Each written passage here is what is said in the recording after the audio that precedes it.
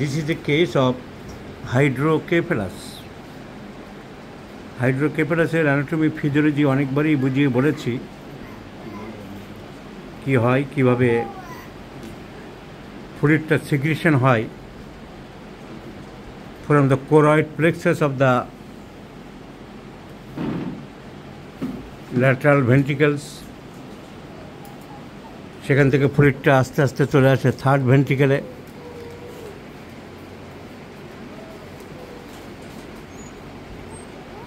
Third ventricle থেকে fourth ভেন্ট্রিকেলে চলে আসে কতগুলো ফোরামেনের মধ্য দিয়ে।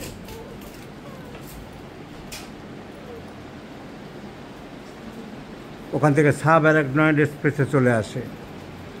কিন্তু কোনো কারণে যদি এই ফ্লুইডটা না বেরোতে পারে, না আসতে পারে, তাহলে ব্রেনের মধ্যে জমে যায়, চাপ দেয়, সেরিব্রাম ফুলে যায়, বড় হয়ে যায়, অপটিক কাইজমা অপটিক নার্ভ যেখান থেকে আরম্ভ হয়েছে সেই পয়েন্টে চাপ পড়ে, চাপ পড়লে অন্ধ হয়ে যেতে পারে। এই বাচ্চাটা তাই হলো। দুবার অপারেশন করে জল বের করা হয়েছে, কিন্তু জল ফরমেশন বন্ধ হচ্ছে না। আরেকবার অপারেশন করার কথা বলছিল, কিন্তু এরা ভয় পেয়ে আর অপারেশন না চেয়ে হোমিওপ্যাথিতে কিছু করে দেয় কিনা চিকিৎসা করাচ্ছিলেন। এই আগে সব দেখানো হয়েছে হসপিটাল, সার্জারি হয়েছে,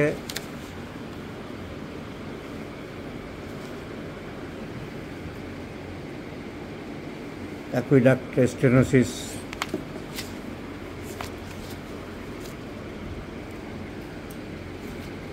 কিন্তু খুব একটা ইমপ্রুভ, তখনকার মতন জলটা বেরিয়ে গেলে রোগী ভালো থাকছিল, তারপরে আবার সমস্যা দেখা দিচ্ছিল। ওরা হোমিওপ্যাথি ডাক্তারকে দেখেছে, ডাক্তার বিপ্লব কুমার কুণ্ডুকে। ওনাকে কতদিন দেখেছেন? 2 বছরের উপরে দেখছেন, কিন্তু সমস্যা খুব একটা সমাধান হয়নি। উপরন্তু বাচ্চাটা অন্ধ হয়ে গেল।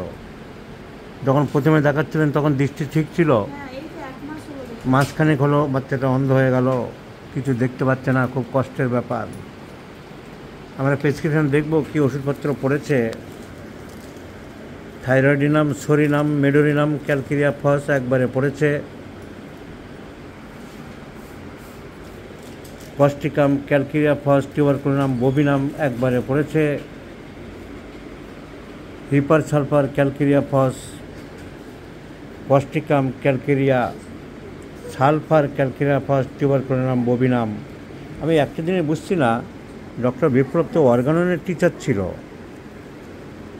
মেট্রোপলিটন হোমিওপ্যাথিক মেডিকেল কলেজে মনে হয় অর্গানন পড়াতো, তারকে এরকম পলিফার্মেসি দেখছি কেন? আমি কি চোখে সর্ষের ফুল দেখছি না ভুল দেখছি? আমি তো অবাক হচ্ছি। ও তাকে তো একজন কনস্টিটিউশনাল হোমিওপ্যাথি ট্রিটমেন্ট বলেই জানতাম। ক্যালকেরিয়া ফস, ব্যাসিলিনাম, টিউবারকুলিনাম সব জায়গাতেই 3-4টে করে ওষুধ দেখছি। আমি যত দিন যাচ্ছি তত যেন মনে হচ্ছে সর্ষের মধ্যে ভূত দেখছি। আমি doctor Kalyani, Kalyani, national institute of হোমিওপ্যাথির প্রেসক্রিপশন একদিন দেখলাম। ন্যাশনাল ইনস্টিটিউট অফ হোমিওপ্যাথিতে যে সেমিনারগুলো হচ্ছে এক্স স্টুডেন্টসদের নিয়ে, যেটাকে বলা হয় কি যেন অ্যালুমিনি, সেখানে উনি প্রেসিডেন্ট থাকেন, কিন্তু ওনার প্রেসক্রিপশান সব দেখছি 3-4টে করে ওষুধ। আজকে ডক্টর বিপ্লবের প্রেসক্রিপশান দেখে তো আমার মাথায় হাত পড়ছে, এ কি সত্যি? স্বপ্ন দেখছি না তো আমি? অর্গানের টিচার, ওর এত নাম আছে, তার সবসময় দেখছি ব্রায়োনিয়া, টিউবারকুলিনাম, ক্যালকেরিয়া ফস।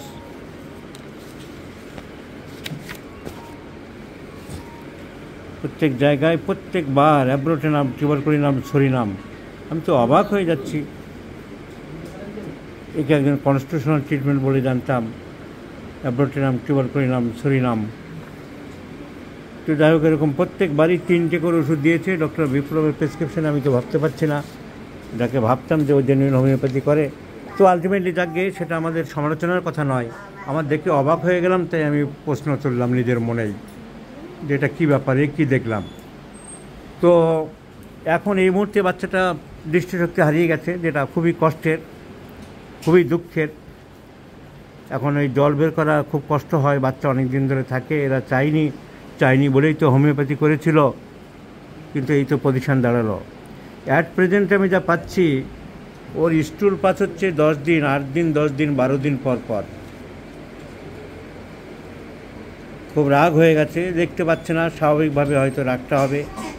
তো এই যে ঘুম হচ্ছে না, আর তার সাথে ঘুম হচ্ছে না, তুমি তাই তো বললে, ঘুমটা খুব হালকা, সামান্য শব্দেই ঘুম ভেঙে যাচ্ছে, ঘুমের খুব সমস্যা। আর এই কনস্টিপেশন মারাত্মক, কদিন পর পর পায়খানা করছে, 10 দিন 12 দিন, 8 দিনের আগে তো করছেই না। সুতরাং এই দুটো সিমটম শুনলেই যারা হোমিওপ্যাথি ওষুধগুলো মোটামুটি পড়েছে, ওপিয়াম মাথায় আসবে। যে ইনসমনিয়া, ঘুমের ডিস্টার্ব, ঘুম আসছে না, ঘুম খুব লাইট, সামান্য শব্দ ভেঙে যাচ্ছে বললে। এমনকি অ্যালেন্সকি নোটে এরকমই লেখা আছে যে আগেকার দিনের যে ঘড়ি ছিল, সেই ঘড়ির কাঁটা টক টক করলেই ঘুম ভেঙে যেত। So opium is the choice of medicine at present. এই যেমন আমি এই দেখিয়ে দিচ্ছি এই অ্যালেন্সকি নোটে। সো প্রেসক্রিপশান ছবির মতন, কতটা কি উন্নতি হবে বা ইমপ্রুভ হবে সেসব পরের কথা, কিন্তু প্রেসক্রিপশান ভেরি ইজি। সিমটম শুনলেই এবং সিমটমগুলোর যোগফল করলেই আমাদের ওষুধ মাথায় চলে আসে। এই বাচ্চার কনস্টিপেশান, সিভিয়ার কনস্টিপেশান, যাকে বলা হয় অবস্টিপেশান, আর তার সাথে ঘুমের, এই দুটোই তো ওপিয়ামের মেন সিমটম অ্যাট প্রেজেন্ট। এখন দেখা যাক ওপিয়াম দিয়ে বাচ্চাটা কতটা ইমপ্রুভ করা যেতে পারে। এই যে sleepy but can not slip এসব আছে, স্লিপলেসনেস, ঘুমের ডিস্টার্ব উইথ অ্যাকিউটনেস অফ হিয়ারিং, খুব সেন্সিটিভ, সামান্য শব্দেই কিছুই শুনতে পাই। ক্লক স্ট্রাইকিং অ্যান্ড কক্স ক্রোয়িং, কাকটাক ডাকে যদি বাইরে মুরগি টুরগি ডাকে, at great distance keep her out, তাকে জাগিয়ে দেয়। তো ঘুমের একটা সাংঘাতিক প্রবলেম। ওপিয়ামে 2 রকমই থাকে, আবার ডিপ স্টুপিড স্লিপও থাকে, কিন্তু এই বাচ্চার ঘুম হচ্ছে না। আর তার সাথে opium is a constipated remedy. Constipation of children অনেক দিন পর পর স্টুল পাস করে, স্টুল হার্ড, বল লাইক। সেই দুটো সিমটমের উপরে আমরা এই মুহূর্তে ওপিয়াম ছাড়া কিছু ভাবতে পারি না। শুধু একবার দেখে নেবো রেপার্টরিতে যে ওপিয়াম হাইড্রোকেফালাস কভার করে কিনা। একবার দেখলাম head hydrocephalus, yes, opium is there. So opium covered the disease condition hydrocephalus. আমরা আবার হেরিং গাইডিংসে একবার দেখলাম যে সেখানে কী লিখেছে, সেখানে লিখেছে ইয়েস হাইড্রোকেফালাস উইথ কনস্টিপেশন। তাহলে আমাদের সব সিমটমগুলো ওপিয়ামের মিলছে, hydrocephalus with constipation, severe constipation যাকে বলবো আমরা অবস্টিপেশন, আর তার সাথে ঘুমের ডিস্টার্ব। তুমি কেন ঘুমাও না? তোমার ঘুম আসে না? তো বাচ্চাটার জন্য খুবই কষ্ট হলো। ভীষণ গ্রাহক চলছিল, কিন্তু ভীষণটা চলে গেল মাস 2। এখন দেখা যাক ওপিয়ামে আমরা কতটা উন্নতি করতে পারি।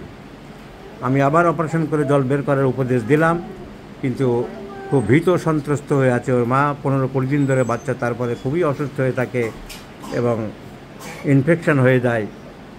সেই অবস্থায় ওপিয়াম দিয়ে কয়েকটা দিন দেখা যাক, তারপরে না হলে আরেকবার জল বের করতে হয়তো অ্যাডভাইস দেব। So let's prescribe opium in 50 millimolar scale of 4 inches and let's see the result, my friends.